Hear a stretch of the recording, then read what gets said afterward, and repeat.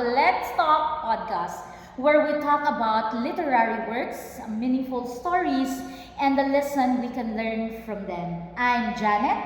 And I am Erica. For today's episode, we will discuss the novel Without Seeing the Dawn, written by Stefan Havilana. So the novel is a historical fiction story set before and during World War II in the Philippines. The story mainly focuses on the struggles of Filipino farmers, families, and communities during the Japanese occupation. It also talks about poverty, survival, love, sacrifice, and injustice. So what makes this novel powerful is that even though the story happened many years ago, makarelate gihapon ta sa Yes. iyang themes karon di ba te? Yes, So true. daghang gihapon og social issues nga present until today. One of the major themes in the novel is poverty. Yes. So the main character, Carding, came from a poor farming family.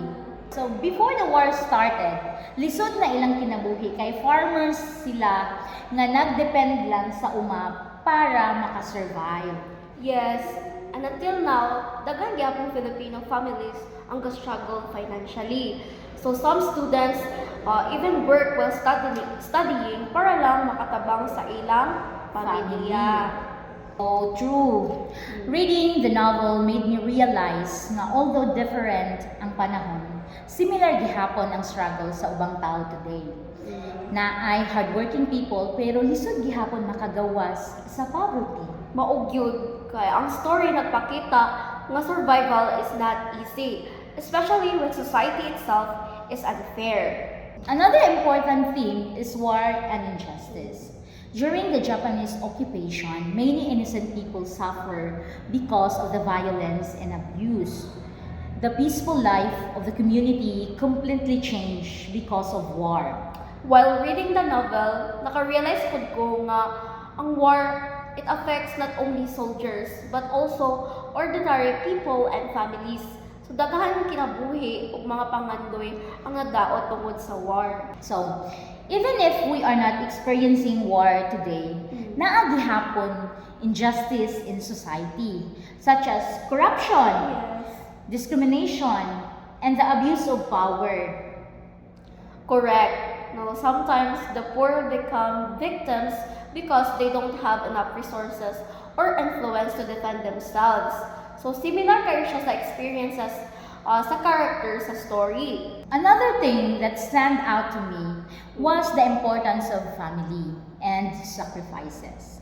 Carding and Lucine truly love each other, but their relationship was tested by hardship and tragedy.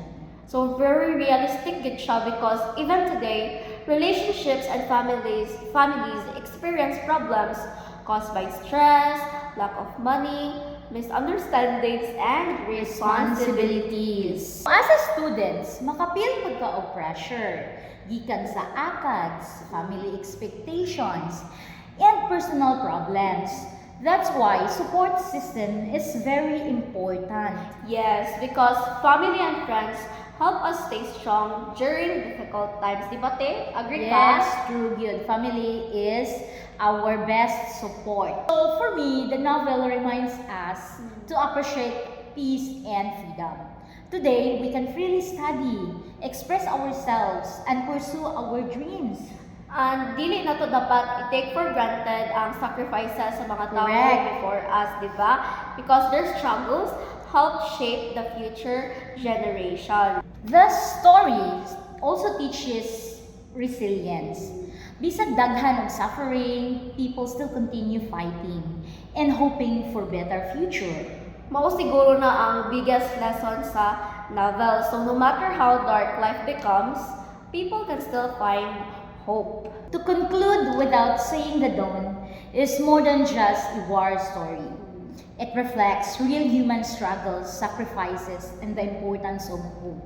So the themes in the novel are still relevant today because many people continue to experience like poverty, injustice, and personal hardship.